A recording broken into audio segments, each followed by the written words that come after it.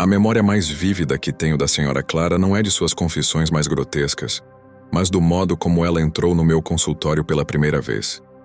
Era uma quinta-feira cinzenta, daquelas em que a chuva não cai, apenas ameaça, tornando o ar pesado e o céu uma tampa de chumbo sobre Viena.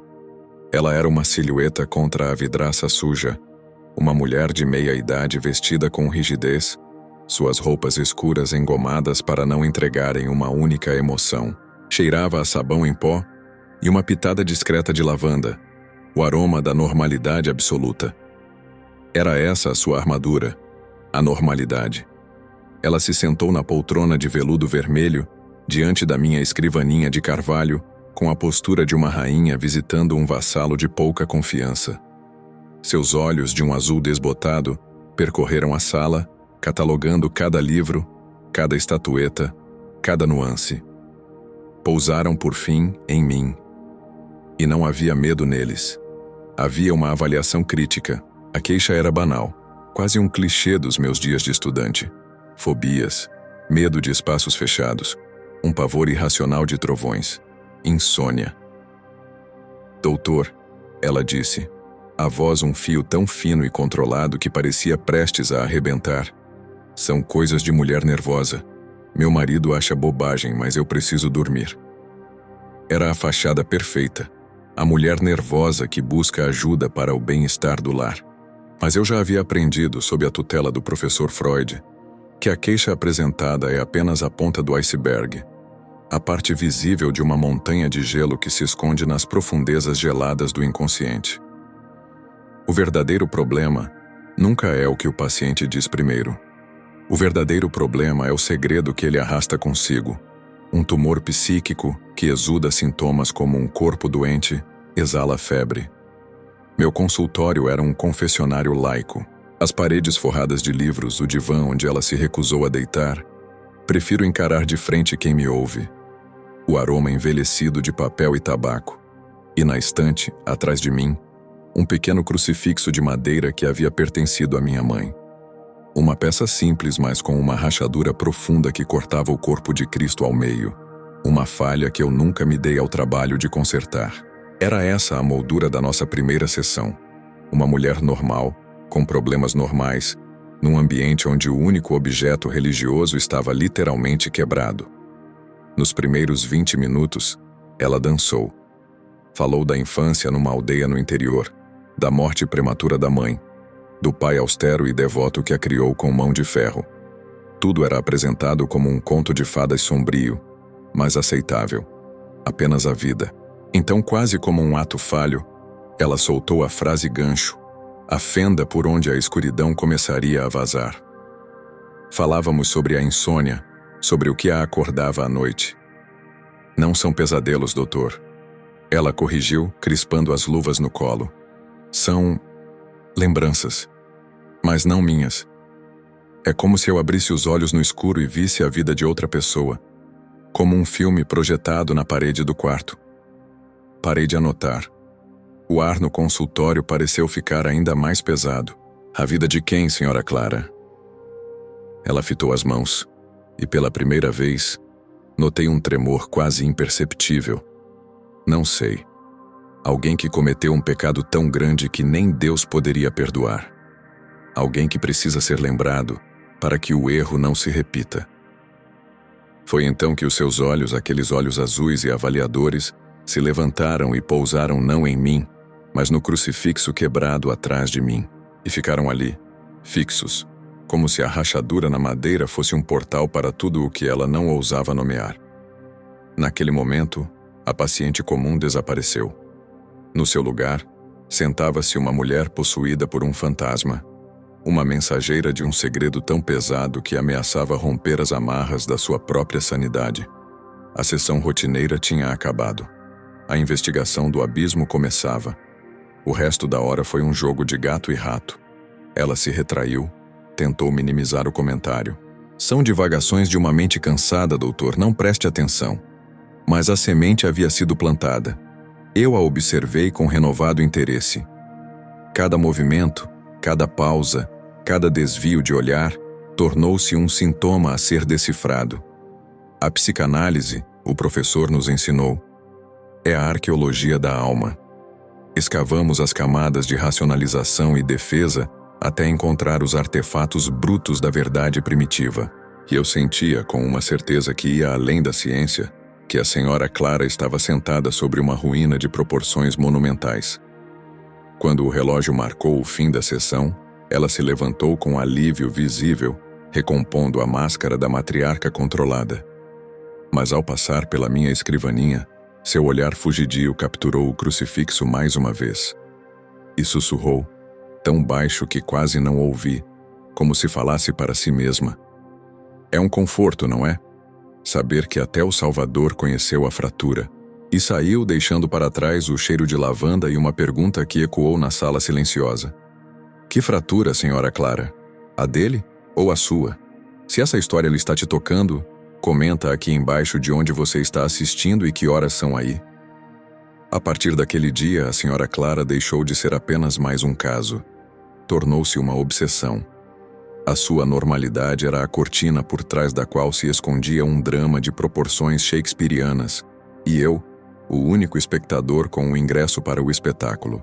A fenda no crucifixo já não era apenas uma rachadura na madeira. Era a representação física da fissura na psique da minha paciente. E eu estava determinado a seguir essa rachadura. Não importa a que profundidade ela me levasse. Não importa que abismo eu encontrasse no fim. Porque no fundo de todo terapeuta, há uma parte sádica que anseia por encontrar uma verdade que seja grande o suficiente para justificar toda a nossa curiosidade mórbida. E eu sentia que com a senhora Clara, tinha finalmente encontrado a minha. A senhora Clara tornou-se nas semanas seguintes um quebra-cabeça composto por sonhos e atos falhos. Aplicava com ela o método que Freud tanto defendia, a associação livre. Pedia que ela se deitasse no divã, à qual ela finalmente cedera com relutância, e relatasse tudo o que viesse à mente, sem censura, por mais trivial, absurdo ou vergonhoso que parecesse. Era como observar um rio bialmente calmo que, sob a superfície, escondia redemoinhos assassinos. Suas associações sempre começavam placidamente.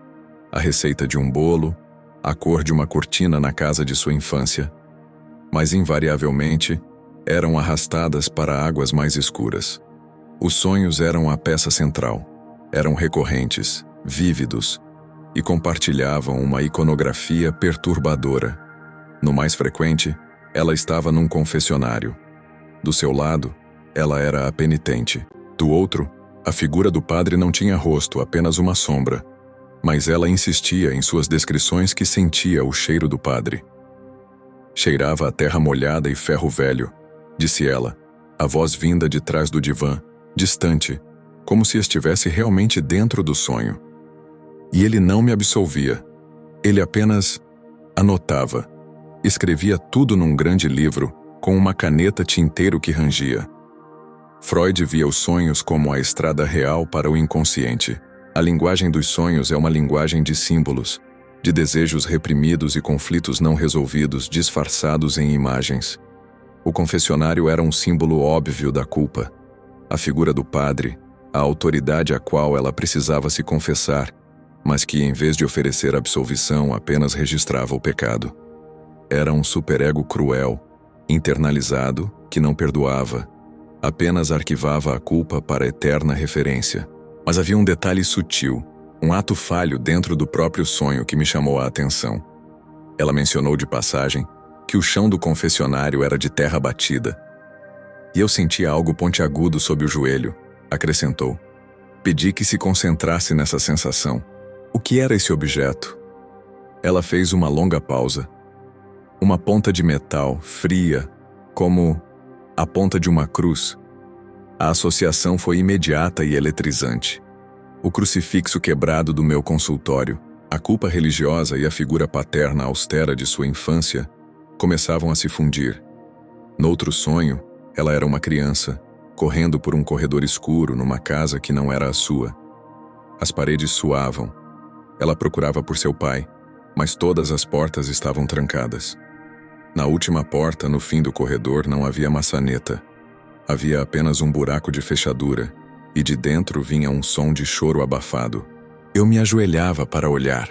Sua voz no divã era um sussurro aterrorizado. E via apenas um olho, muito azul, me encarando do outro lado.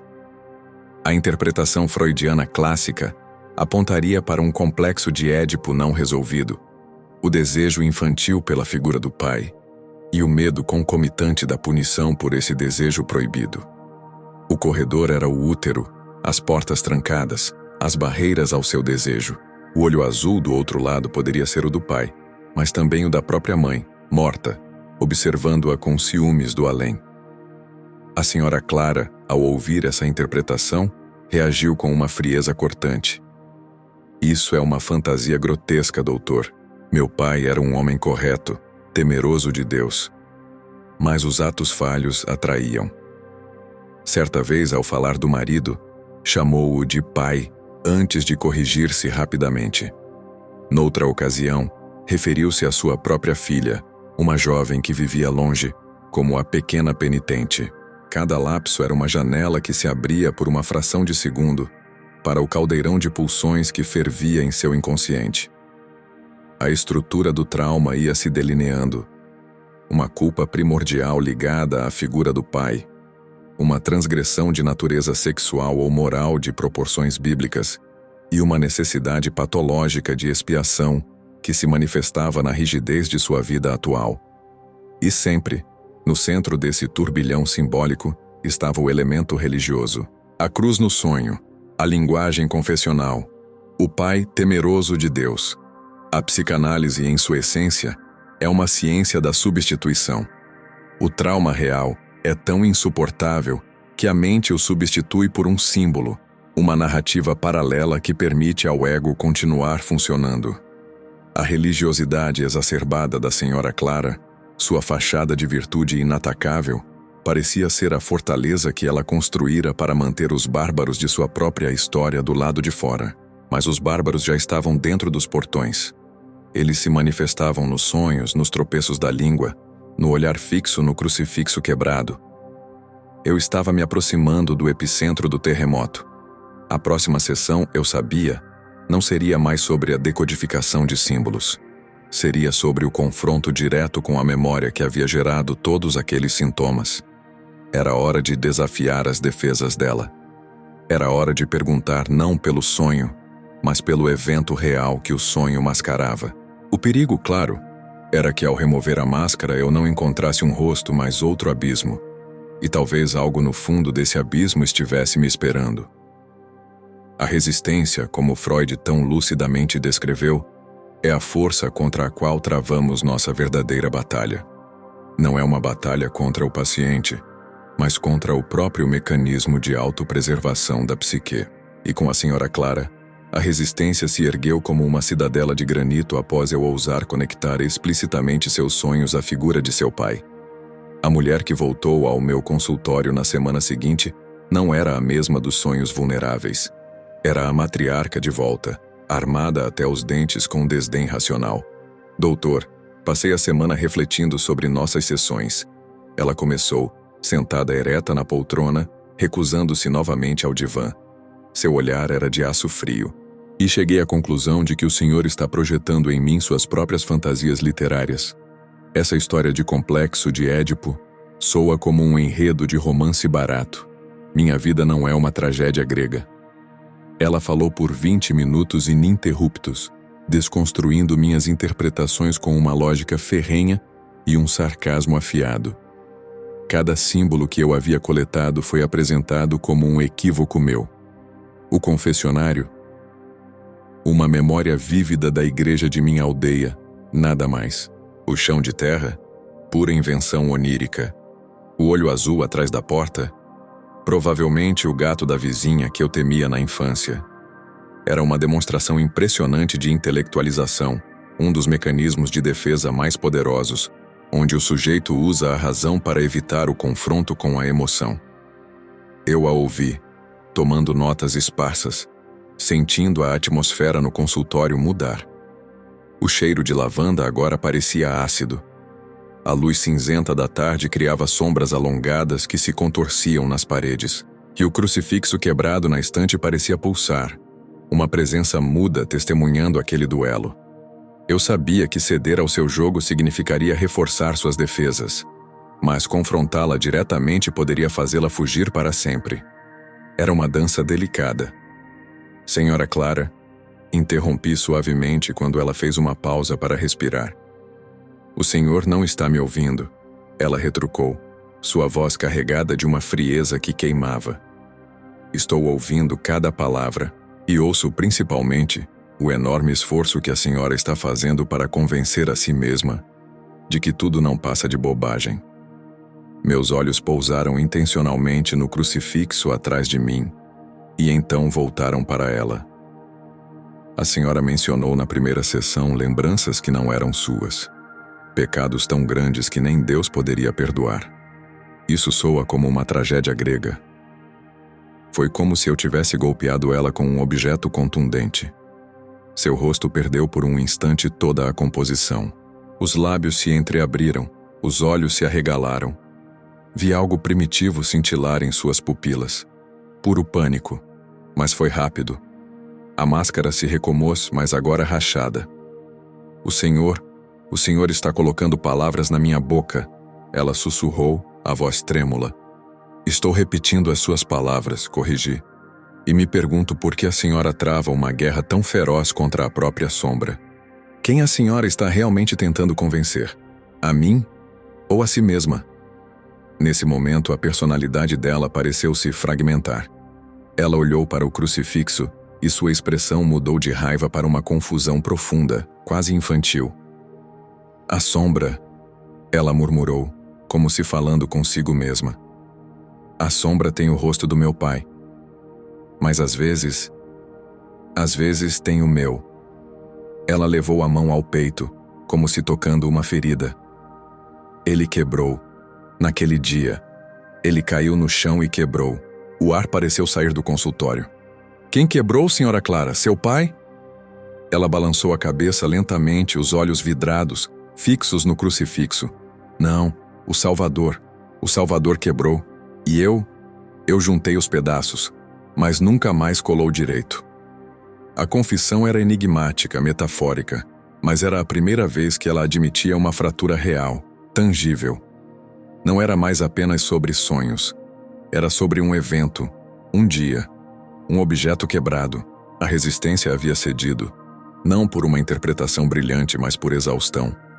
A fortaleza tinha uma brecha, e através dessa brecha, eu podia ver não a paciente controlada, não a matriarca rígida, mas uma menina assustada, carregando o peso de um segredo tão pesado que havia rachado o seu mundo ao meio, assim como a figura de Cristo naquele crucifixo. Ela não chorou, apenas ficou ali, olhando para as mãos vazias como se ainda estivesse tentando juntar os cacos de algo que se perdeu para sempre. E eu soube, com uma certeza que gelou meu sangue, que estávamos finalmente nos aproximando do núcleo da treva. A próxima sessão não seria um duelo, seria um mergulho, e eu temia o que encontraríamos nas profundezas. O silêncio que se seguiu àquela frase, nunca mais colou direito, foi mais eloquente que qualquer grito.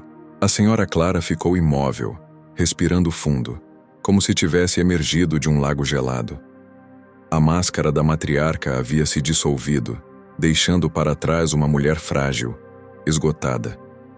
Ela não falou mais nada naquela sessão.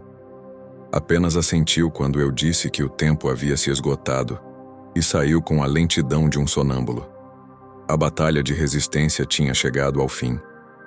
A guerra pela memória, no entanto, estava prestes a começar. Na semana que se seguiu, eu mesmo me senti alterado. O consultório, outrora meu refúgio de racionalidade, parecia carregado com o eco daquela confissão vaga. O crucifixo quebrado já não era um mero objeto de decoração.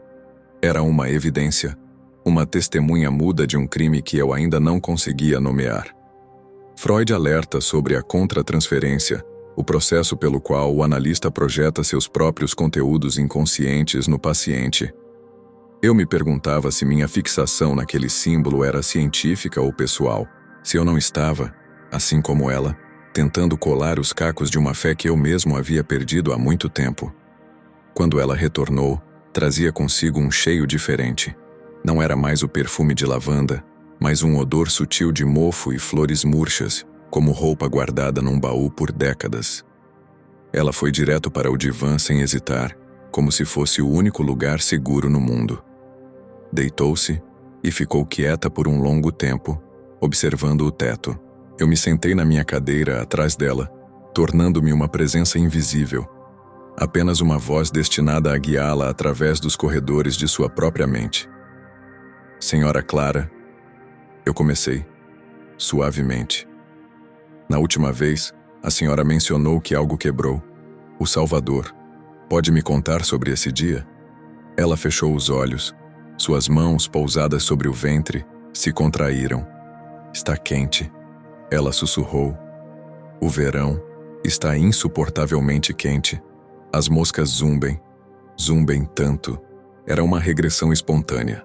Sua voz perdeu a cadência adulta, adquirindo um timbre mais agudo, quase infantil. Onde a senhora está, Clara? Em casa, na sala. A pesada cortina de veludo está fechada para barrar o sol, mas faz ainda mais calor. É abafado. Eu suo sob meu vestido. A senhora está sozinha? Não. A voz dela se tornou um fio de medo. Ele está lá, no seu cadeirão, de costas para mim. Eu vejo a nuca dele. Os poucos cabelos que lhe restam estão molhados de suor. Quem é, Clara? Papai. A palavra saiu como um suspiro preso.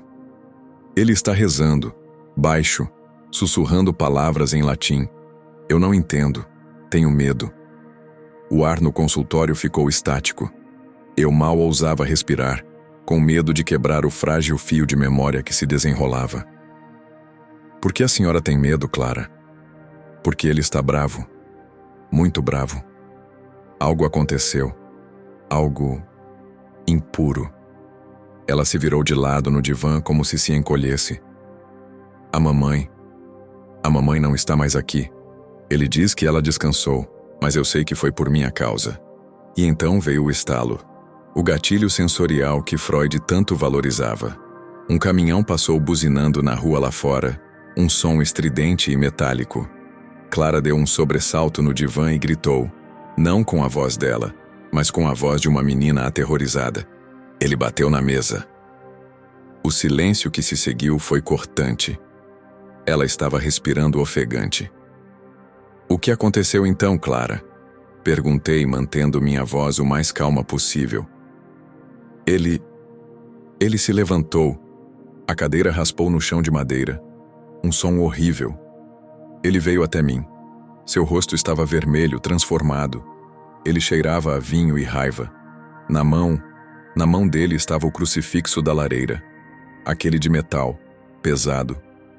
Ela fez uma pausa tão longa que pensei que tivesse desistido. E então, ele gritou comigo. Disse que eu era a prova do pecado da mamãe. Disse que a impureza estava no meu sangue. E então ele jogou o crucifixo no chão, na minha frente. Ele caiu aos meus pés com um barulho seco. A cabeça do Salvador se soltou. Rolou pelo chão e parou debaixo da mesa. Ela começou a chorar. Não um choro adulto, contido, mas o choro solto e desesperado de uma criança. Eu fiquei olhando para a cabeça decepada no chão. E eu sabia que era minha culpa. Tudo era culpa minha. Aquela não era a confissão central. Eu sentia isso. Era o prelúdio. O evento traumático que preparou o palco para o pecado maior. O erro que não poderia ser repetido. Mas era a primeira memória real, vívida e sensorial que emergia do nevoeiro. Era a gota de verdade que confirmava toda a estrutura de culpa e medo que eu vinha mapeando. O pai, a figura de autoridade religiosa, não era um símbolo de proteção, mas de terror e condenação. E o crucifixo, longe de ser um objeto de fé, era um instrumento de tortura psicológica. A fratura na mente de Clara havia começado ali, naquele dia abafado de verão, aos pés de um pai furioso e de um Deus decapitado. E o mais perturbador era saber que essa memória era apenas a porta de entrada. O que quer que estivesse trancado atrás dela, Era algo que nem mesmo aquela criança havia ousado encarar. A sessão seguinte foi marcada por um silêncio diferente. Clara chegou com os olhos baixos, as mãos trêmulas. O choro catártico da última vez parecia tê-la esvaziado, deixando para trás uma casca de vulnerabilidade. Ela se deitou no divã sem uma palavra, e por longos minutos, apenas o tic-tac do relógio de parede preencheu o espaço entre nós. Eu esperava. A psicanálise é, acima de tudo, uma arte da paciência. Pressa é o veneno que envenena o poço do inconsciente. Quando ela finalmente falou, a voz não era dela, era mais grave, mais arranhada, carregada de uma resolução sombria que não combinava com a fragilidade que ela exibia momentos antes.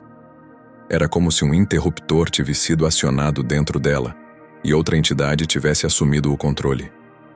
Ele não entendeu. A voz disse plana, sem emoção. O homem sentado aí atrás. O doutor. Ele busca uma confissão. Mas algumas confissões não são para serem feitas com a própria voz. Um frio percorreu minha espinha. Era uma quebra fundamental do contrato terapêutico. Ela não estava mais se dirigindo a mim como paciente, mas como um oráculo falando através dela. Quem está falando? Perguntei, mantendo a calma com um esforço hercúleo. Aqui guarda a chave, a voz respondeu. Aqui viu a semente do mal ser plantada antes mesmo de a criança nascer. A mãe. Eu senti um choque. A mãe de Clara? A mulher que morrera jovem?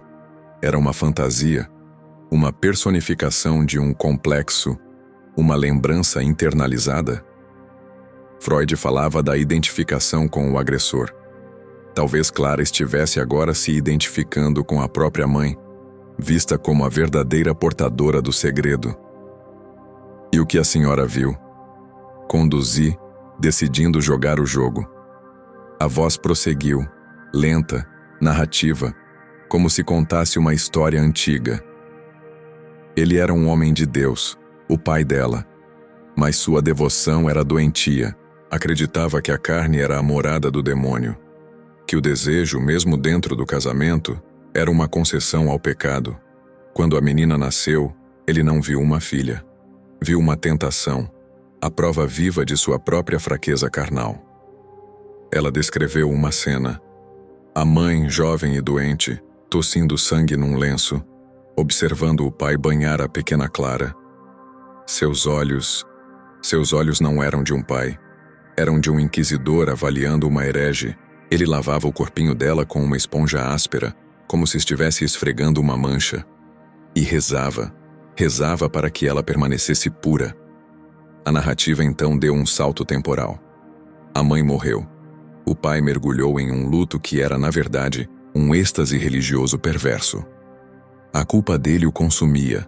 Ele acreditava que a morte da esposa era um castigo por seus desejos impuros.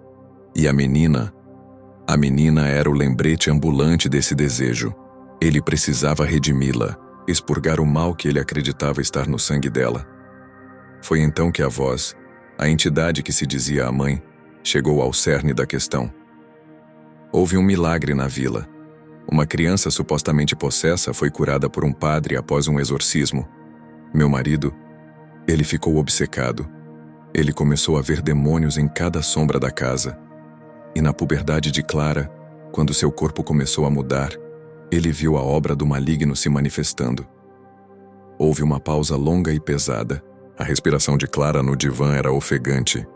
E o que ele fez? Eu perguntei, minha própria voz quase um sussurro. Ele não chamou um padre. A voz sussurrou, carregada de um horror contido. Ele decidiu que a redenção deveria vir dele mesmo, que ele seria o instrumento de Deus para expurgar o demônio que ele mesmo havia colocado nela. Num quarto trancado, com o crucifixo de metal na mão, ele realizou seu próprio ritual. Não foi violência, ele gritava. Era purificação. Era um exorcismo privado, para salvá-la da chama eterna. A confissão parou aí. A entidade se calou. O termo ritual ecoou na sala, vago o suficiente para abranger uma infinidade de horrores, mais específico o suficiente para deixar claro a natureza abusiva e sádica do ato. A purificação era o eufemismo para um abuso profundamente traumático, mascarado de devoção religiosa. O grande segredo não era um crime comum, era um crime contra a alma, cometido por um homem que usava a fé como arma. A voz de Clara voltou ao normal, fraca e quebrada. Ele disse que era amor. Ela choramingou, a menina outra vez presente. Ele sempre dizia que era por amor. A sessão terminou ali. Ela saiu cambaleando, deixando-me sozinho com o peso monstruoso daquela revelação. Eu não era mais um terapeuta analisando um caso. Eu era o único depositário de uma verdade tão horrível que ameaçava corroer minha própria crença na humanidade. A confissão havia sido feita, mas por procuração, e eu me perguntava, aterrorizado, se aquela história era a memória real de Clara, ou se era uma fantasia ainda mais elaborada que sua mente havia criado para explicar uma dor que nem mesmo o inconsciente ousava nomear diretamente. Nos dias que se seguiram àquela sessão, o mundo exterior perdeu sua substância. As ruas de Viena, os cafés, as conversas banais com colegas, tudo soava como um eco distante de uma realidade da qual eu havia me desconectado. O consultório tornou-se meu claustro, e o segredo da senhora Clara, meu evangelho particular de horrores. A confissão por procuração não trouxe alívio. Foi como se ela tivesse me passado um vírus psíquico. Eu era o hospedeiro de uma memória que não me pertencia. Uma verdade tão tóxica que começava a distorcer minha própria percepção. A pergunta que me assombrava não era mais o que aconteceu com Clara, mas por que ela me contou isso? A teoria freudiana parecia insuficiente. A catarse, a aberração do trauma. Era muito limpo, muito racional para aquele pesadelo. Havia uma dimensão de transferência perversa naquilo. Ela não estava apenas transferindo sentimentos infantis para mim. Estava transferindo o fardo da culpa. Eu me tornei o grande livro do confessionário de seus sonhos, o depositário mudo que, ao invés de absolver, apenas registrava. E ao registrar, eu me tornava cúmplice. Minhas noites foram invadidas por insônia. Deitado na cama vazia, eu mesmo, um homem divorciado, habitando um espaço vazio não muito diferente do dela, eu via o rosto do pai de Clara, uma figura até então abstrata, ganhar feições nos vincos do meu teto no escuro. Sua devoção doentia ecoava em meu próprio ateísmo militante. Será que ao buscar desvendar os segredos de Deus nos outros, eu não estava apenas manifestando minha própria raiva contra uma fé que me falhou? Será que Clara era apenas um espelho dos meus demônios? A ética da psicanálise nos obriga à neutralidade, a ser um espelho para o paciente. Mas como ser um espelho quando a imagem refletida é a de um monstro? Eu me pegava julgando o pai, é claro, mas também julgando Clara. Por que ela não fugiu? Por que carregou aquilo por toda a vida?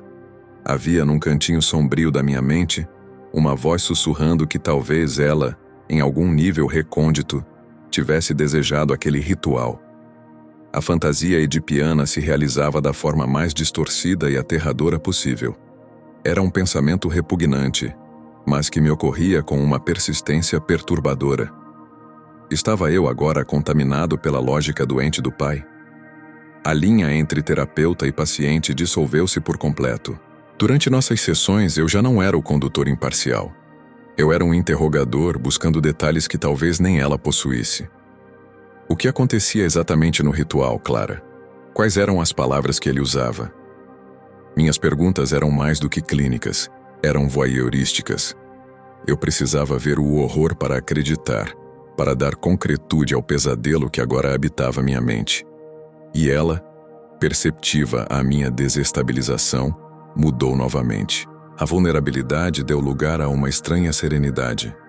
Era como se, ao transferir o tumor da memória para mim, ela finalmente encontrasse paz. Seu olhar, quando me fitava, não era mais de avaliação ou medo, mas de uma pena quase maternal. Era ela quem agora me analisava, observando os círculos escuros sob meus olhos, a tremor nas minhas mãos quando eu acendia um charuto. Essa busca pela verdade é um fardo pesado, não é, doutor?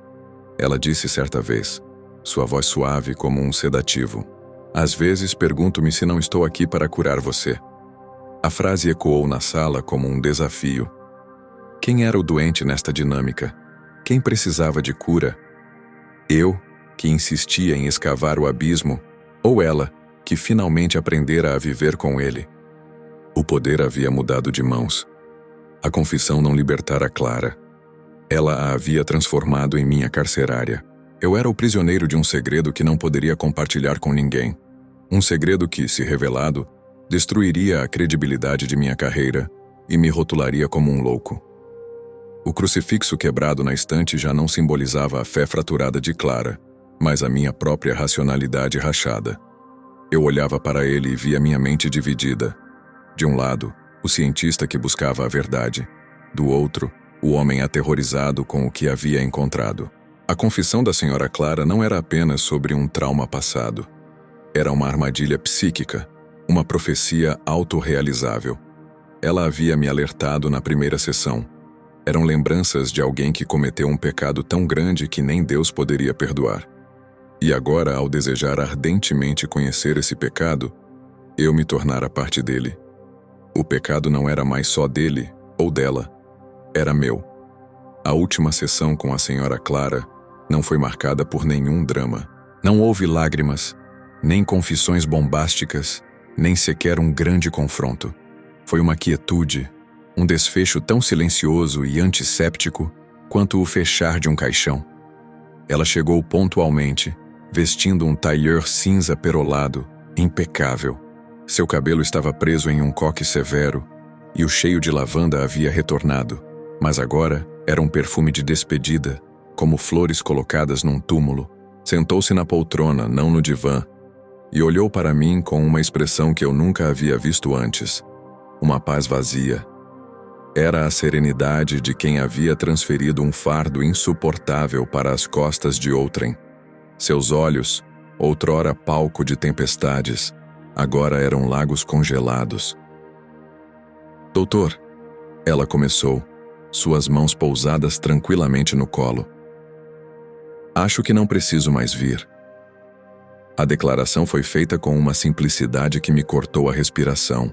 Era o fim que eu, em algum nível, já esperava, mas que me atingiu com a força de um soco no estômago. A senhora acha que alcançou a cura que buscava? Perguntei, minha voz soando mais áspera do que eu gostaria. Um sorriso pequeno e triste tocou seus lábios. Cura? Não sei se essa é a palavra. Talvez reconciliação. Aprendi a aceitar que algumas histórias não têm um final feliz. Elas apenas terminam. Ela olhou em volta pelo consultório. Um olhar de desapego, como um espírito revisita os locais de sua vida terrena antes de seguir em frente. Seu olhar pousou no crucifixo quebrado e ficou lá, não com a fixação angustiada de antes, mas com uma espécie de reconhecimento melancólico. O senhor foi muito gentil, doutor, muito paciente. O senhor ouviu coisas que nenhum ser humano deveria ser obrigado a ouvir. Suas palavras eram de agradecimento, mas soavam como um epitáfio. Espero não tê-lo machucado com minhas confissões. Era minha chance, o momento de confrontá-la com a minha própria desestabilização, de gritar que sim, ela me machucou, que ela me infectou com sua loucura, que eu agora carregava o peso do segredo dela como uma corrente. Mas as palavras morreram na minha garganta. O que eu diria? Que a terapia havia curado a paciente e adoecado o terapeuta. Era a admissão definitiva da minha derrota. O meu trabalho é ouvir, senhora Clara. Eu disse a frase soando oca e profissional como um manual. Ela assentiu, como se eu tivesse confirmado algo que ela já sabia. Sim, ouvir. É um fardo solitário. Ela se levantou, ajustou a bolsa no braço. A entrevista havia terminado. Ela estava me dispensando. Na porta, ela parou e se virou para mim pela última vez. Seu rosto estava iluminado pela luz fraca do corredor, criando sombras que esculpiam seus ossos altos. Havia uma beleza austera e acabada nela. A beleza de uma estátua tumular. Há uma coisa que eu gostaria que o senhor soubesse, doutor. Ela disse, sua voz um sussurro quase imperceptível. Toda memória é uma ficção. Nós contamos histórias para nós mesmos para podermos continuar vivendo. A minha talvez tenha sido mais real do que eu poderia suportar. Ou talvez eu apenas precisasse de alguém para acreditar nela, de alguém como o Senhor, que busca a verdade com tanta fé. A ambivalência da frase pairou no ar como fumaça de incenso. Ela estava admitindo que a história era uma fantasia? Ou estava apenas refletindo sobre a natureza elusiva da memória? E o que significava aquela referência à minha fé? Fé na psicanálise? Fé na verdade? Era um elogio ou uma acusação? Antes que eu pudesse formular uma pergunta, ela deu o golpe final. Guarde o crucifixo, doutor. Ele já cumpriu sua função aqui. E então ela se foi. Seus passos ecoaram no corredor e se dissiparam no silêncio do prédio. Eu fechei a porta e voltei para a sala. O consultório estava vazio, mas carregado com a ausência dela. Meus olhos foram irresistivelmente atraídos para o divã. E lá, no tecido vermelho onde sua cabeça havia repousado por tantas horas, estava um pequeno e pálido objeto. Era a ponta de metal, a ponta da cruz que ela descrevera em sua regressão, que havia rolado para debaixo da mesa na memória do pai furioso. Eu a peguei. Era fria e surpreendentemente pesada na minha palma. Como ela a tinha conseguido? Era real? Ou era uma última peça de teatro? Uma relíquia plantada para me fazer questionar até o fim a fronteira entre a verdade e a fantasia? Naquele momento, eu não era mais um terapeuta. Era um homem sozinho num quarto segurando um fragmento de um pesadelo que não sabia ao certo se pertencia a ele ou a outra pessoa. Ela partira com sua paz horrível e me deixara com os cacos. A sessão havia terminado, mas a minha terapia, eu sabia, estava apenas começando. Os meses se arrastaram como um convalescente após a partida da senhora Clara. O consultório tornou-se um lugar hostil. O silêncio, outrora um aliado para a escuta, transformou-se em um acusador. Cada paciente que se deitava no divã parecia trazer um eco dela, e eu me via escavando suas histórias não para curá-las, mas em busca de uma confirmação, um padrão que validasse a monstruosidade que Clara havia depositado em mim. A ponta de metal do crucifixo repousava em uma gaveta da minha escrivaninha, um fetiche mudo que eu tocava todos os dias, como um rosário de dúvidas. A paz vazia dela me assombrava mais que seus pesadelos. Como alguém poderia carregar aquela história e simplesmente seguir em frente? A resposta, eu suspeitava, estava na própria ambiguidade de sua despedida. Toda memória é uma ficção. Foi essa frase que finalmente me levou a uma decisão antiética, desesperada. Eu não poderia ser apenas o recipiente passivo daquela narrativa. Eu precisava saber se havia um fundo de verdade factual no abismo.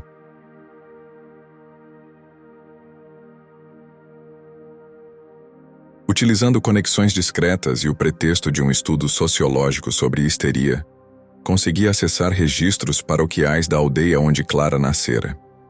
A investigação foi um processo lento e sombrio. As anotações eram esparsas, escritas em uma caligrafia gótica que parecia querer esconder os segredos que registrava. Encontrei o nascimento de Clara, o casamento de seus pais, a morte prematura da mãe, citada como febre, um diagnóstico vago e comum para uma infinidade de males na época. E então, encontrei uma entrada que fez meu coração parar. Referia-se ao pai de Clara. Não era um camponês simples, como eu imaginara. Era o sacristão da igreja local. Um homem encarregado dos objetos sagrados, da limpeza do altar, dos preparativos para a missa. A imagem do crucifixo de metal pesado da lareira ganhou uma nova camada de horror. Não era um objeto decorativo. Era provavelmente um artefato eclesiástico, algo que ele teria acesso fácil, talvez até levado para casa sob o pretexto de limpeza ou reparo. A profanação do ritual ganhava um ar ainda mais macabro. Mas a verdadeira bomba veio dias depois, em um arquivo municipal empoeirado. Um registro de óbito, do pai de Clara. A causa da morte: morte acidental por queda. A data: um inverno rigoroso, 3 anos após a suposta cena do ritual. E o detalhe que fez o chão se abrir sob os meus pés. O local da morte era descrito como os degraus da igreja, e uma testemunha citada, uma senhora idosa da vila, afirmava tê-lo visto tropeçar e cair enquanto segurava um objeto metálico que reluziu à luz do luar. A conexão era tentadora, quase literária demais. O abusador, morto nos degraus da própria igreja, possivelmente segurando o instrumento de seu crime. Foi um acidente? Ou algo mais? A mente corre para o sensacionalismo, para a ideia de justiça poética. Mas a racionalidade, ferida, mas ainda viva, insistia. Coincidências acontecem. A busca pela verdade só aprofundou o meu abismo. Porque a verdade factual, o sacristão, a morte suspeita, não invalidava a história de Clara. Pelo contrário, dava a ela um cenário mais plausível. Mas também não a confirmava por completo. O ritual permanecia na esfera da memória, do segredo de um quarto trancado. A única verdade inquestionável era a crença de Clara. Ela acreditava, com toda a fibra de seu ser, naquela realidade. E ao me contar, fez eu acreditar. E esse era o twist final, a herança do tabu que ela me legou.